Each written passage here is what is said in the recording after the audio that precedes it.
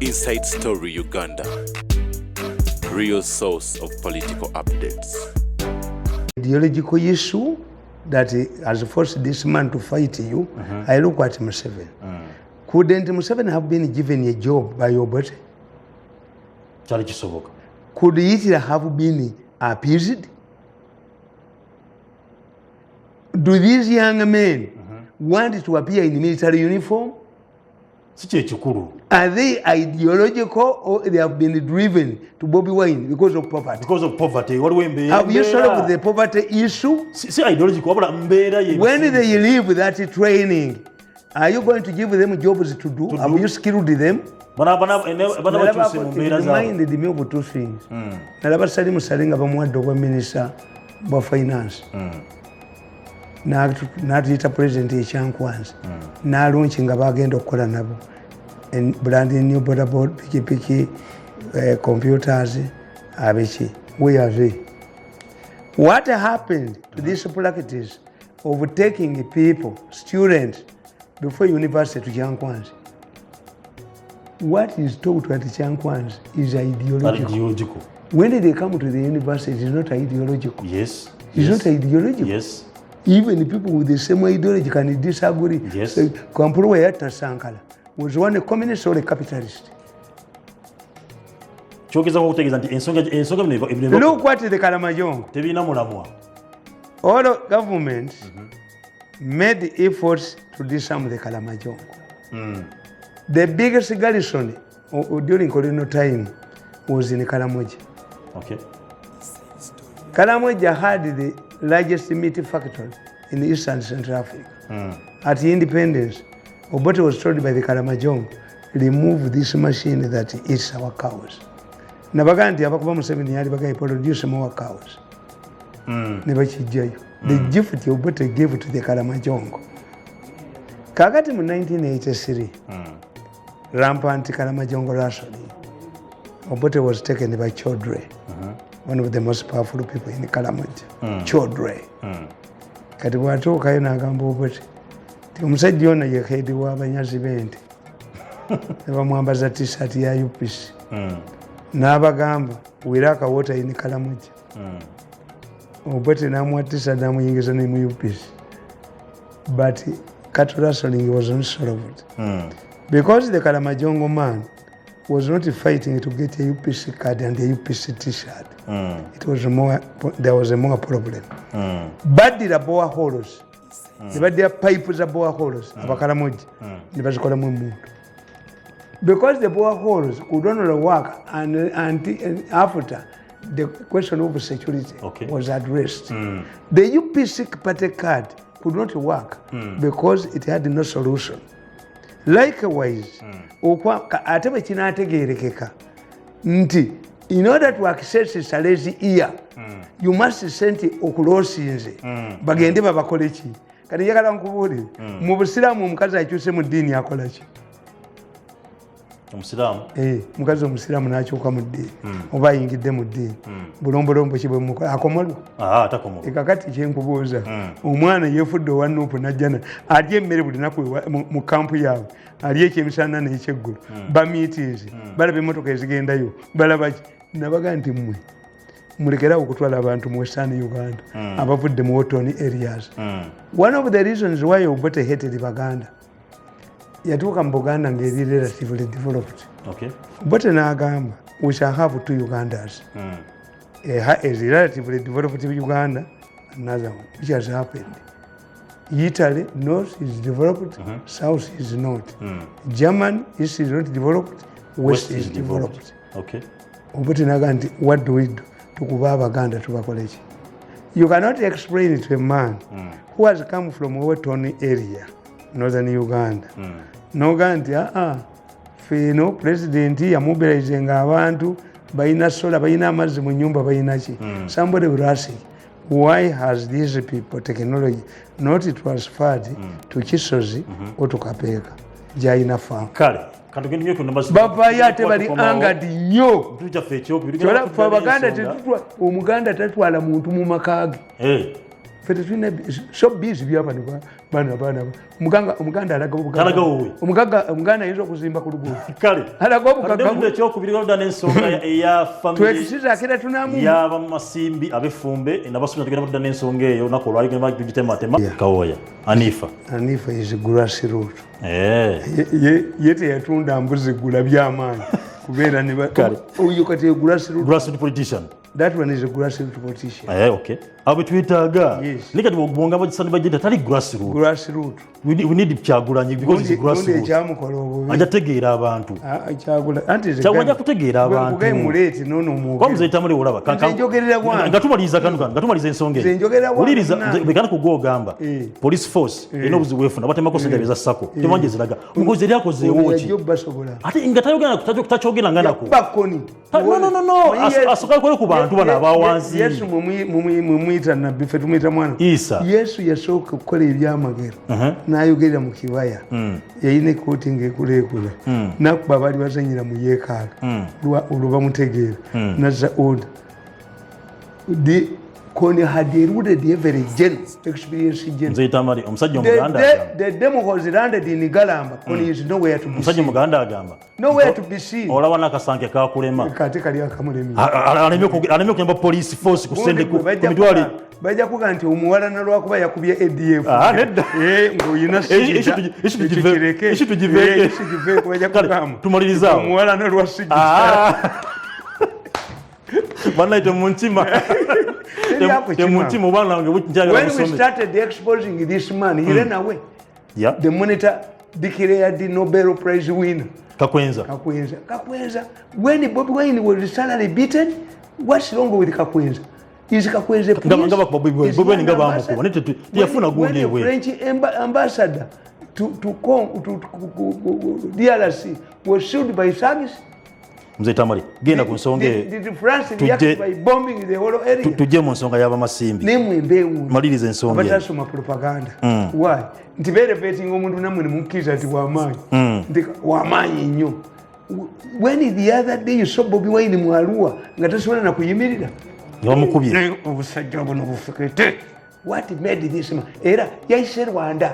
How can you say monitor people and your geography get a donate map against Rwanda tebachimanyi nti bali bagala twanda manyi muhozi zigo olaba yayise Rwanda but you don't know most of the genociders the Rwandese government is hunting in Malawi and he went to Malawi and you say pass through Rwanda you can cause even his death in Rwanda in Malawi that is a spy nayenga bagala kuttayi tebalina reasoning This the monitor you found it? No. Something is eating up on monitor. It's a pity. We put all people for money, so tough. Your same monitor. Have you written about organs? They were given 10 billion. Shameful.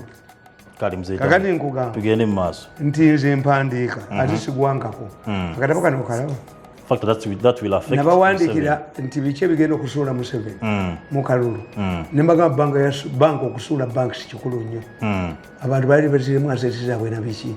Gulinda ani tebabawanga na ku sente. Naye nga tebakyogera ku baba bibi balimu. Akapazi kabugula woman ne kasuula bank. Kwabadde kakomyewo 7 okoma. Ate gundi katesumba katesumba akatangangika.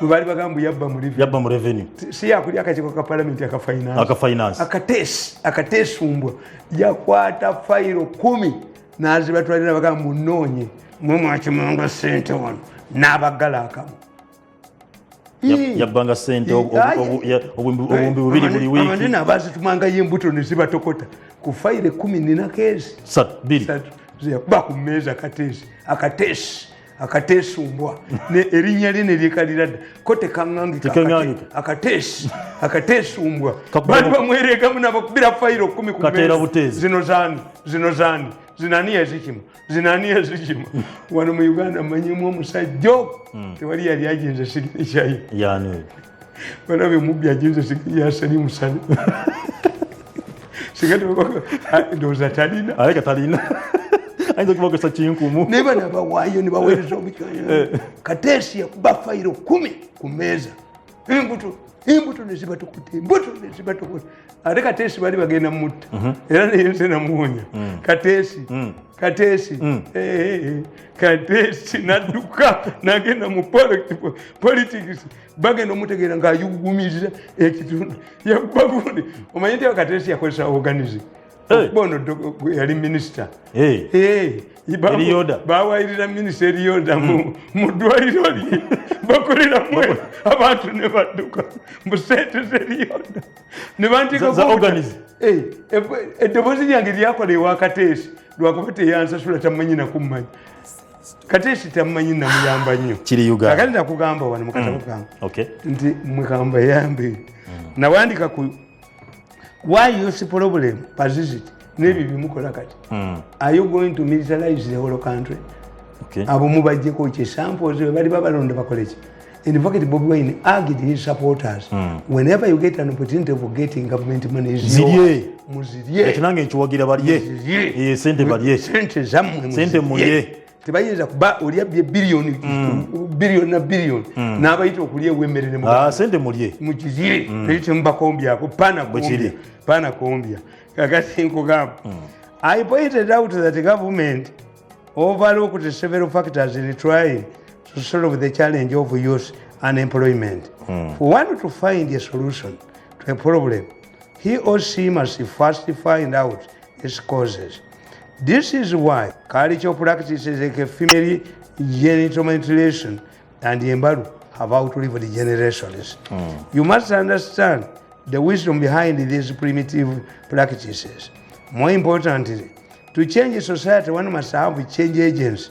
And in fact, programs like NADS would have succeeded if the implementers had recruited psychologists and mass communicators as change agents. Mass communicators and psychologists. And you don't look at the cause of school fires. Many times, school fires are caused by poor food. Naye jjukira nti ffe twasomera nga buli ssomero lirina ketera abasoma ketering nga yasooka okulya ku mmere eyo bano bagamba musikoosi eyo sikoosi sebo babidibye essomero abaana bamaze emyaka 2 nga bali bweru n'abasomesa who can bring their mental status back a psychologist bano bagamba psychology takola but you have failed to trace where psychologist works. Nti literature, nze, nga ntambulira ku literature, political science na gundi. Nalaba president azanyo omuzanyo gwa Shakespeare, Julius Caesar. Julius Caesar yasanga omusajja mu kibuga Roma. Namuga Caesar, be aware of the age of March. Caesar naga, what is he saying? He says, be aware of the age of March. Is mad. Let him pass. Caesar bamutajali alaga. Ndiri chatakola. Akola. The great policy by Alicia Ahmad, who predicted the HIV, balwanira ebidiba. Bagenda okutegula eringa ba Nigeria baziika bomu. HIV Alicia Ahmad. Nti tekikola. Gondi tebukola. Bukola. May I read all of these books not for nti a man of all seasons. What caused the split between the Anglican Church and the Catholic Church? The man of the seasons kakola. Ndiri chetakola. Sikugamba nti ngenda kusomesa literature, but to enhance my knowledge. Okay. Yes. Okay. Kakati nkugamba nti the problem of NADS is not seedlings, but the attitude of people. The colonialists understood this very well. They tried to introduce cotton growing in Ankole, but failed. Mu Ankole cotton ya failing. Abanyankole basiga ensigo za pam. Ne bagamba abazungu nti waffe tabalayo. Ne batenteza bali basikuba ekikato. Balime pam. Ne balema. Nkugamba psychologist. You look what? How nti this man ajja attention ku nteze ezimuwa buli kintu alime cotton. A psychologist. The experts concentrated in Uganda and Busoga because there exists a centralized authority in these areas. The administration in Mengo could easily mobilize the locals.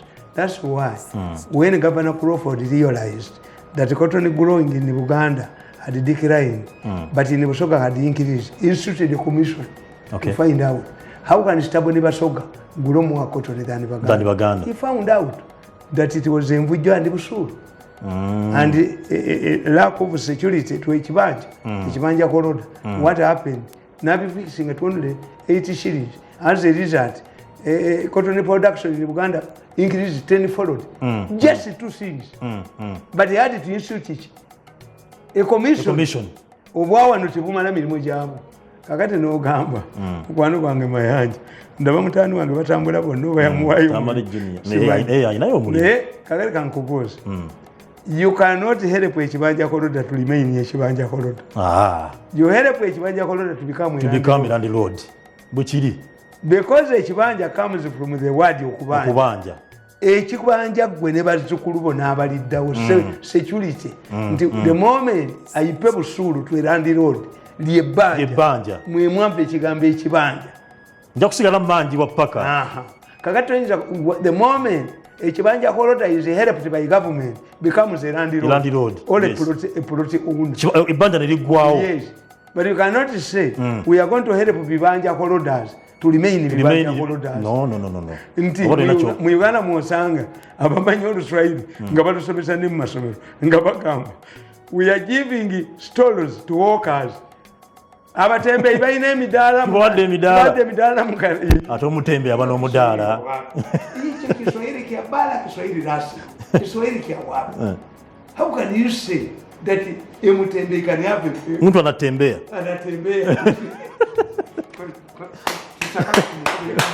Omutembe tasa kuba na mudaala. Minisita wa Kampala omusajja eyo naye bamwetegekedde. Ani amwetegekedde? Bamwetegekedde bekigoba mulinnyo ku mutwe gwe bamusalire makansi bamuggyemu empale alyoka ateme ng'ali bwere bw'ataava ku boda na taxi.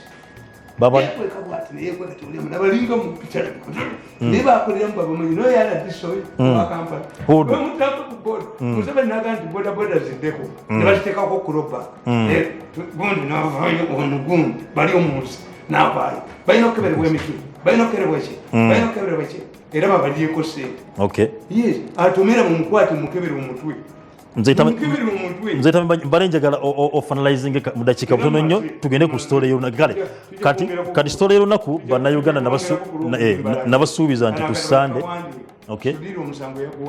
musango yaguwangu nakwa nembaga nti Sudiru njaga kusomera na byandala nayogera nti byanda atabbanga ku sente was acquitted nembagamba banka ya Sudiru nabakwatira ku kindi abaredi pepa bakuba mbo Sudiru squandered the money ku wedding y'omwana we nembaga banana Sudiru omugaganga naffe tuzikola nimba vukuba buliro ateko dentwa bumutaswala bwatuteyo dentwa entwe zabo babuwe atefa babakole nze nkoleza profile yange nti I said one thing banka yonna bwegwa bagiwa liquidator ya Sudiru bagiwa receiver account ni receiver no bwezi nziaga mu bank eya ate kibakitya atobe bakuliyemba bagibyemba ate ebifibyenda kale muzaitamule nzikiriza aba common sense Sunday wedde twayogera ku nsonga olwo mukyali yavayo kotida nalongo awe ekagembe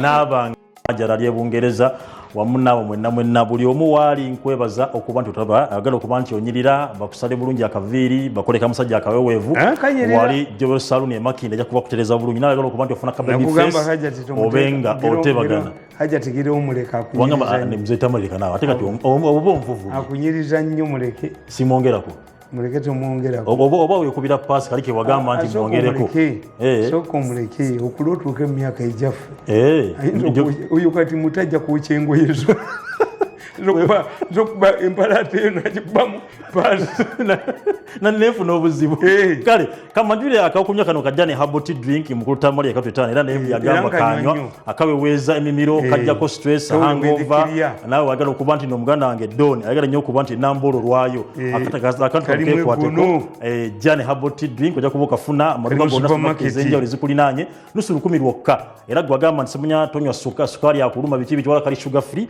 ozo kuba nti okafuna akakolebwa jane HST wali ekyabatema lyanto ne bakakola osobola kufuna ku namba y'essimu ye MTN 0761 38 20 46 0761 38 20 46 oba 0705 20 81 48 0705 20 81 48 Jane haboti bingo soro kubanti okafuna kyabatema wali eri Jane HST nakano nzakagolo kange kanyambi obera nako era nafuniddeyo nabe kyankwanze anza alhamdulillah watuwa wakatuli bulungi abana nabo abagenda bo kusomero bonna abana bange bali bulungi kusomero bagenda nabo kwanu nkakulu yagamba ndi bumunalaba kakola mugule kano kantu magola yakakola ne muna Uganda omusoga bamwitani kyakulaga kava mu bibala bya kadaga bakuba people don't want it to recognize kakali kano kalungi nnyo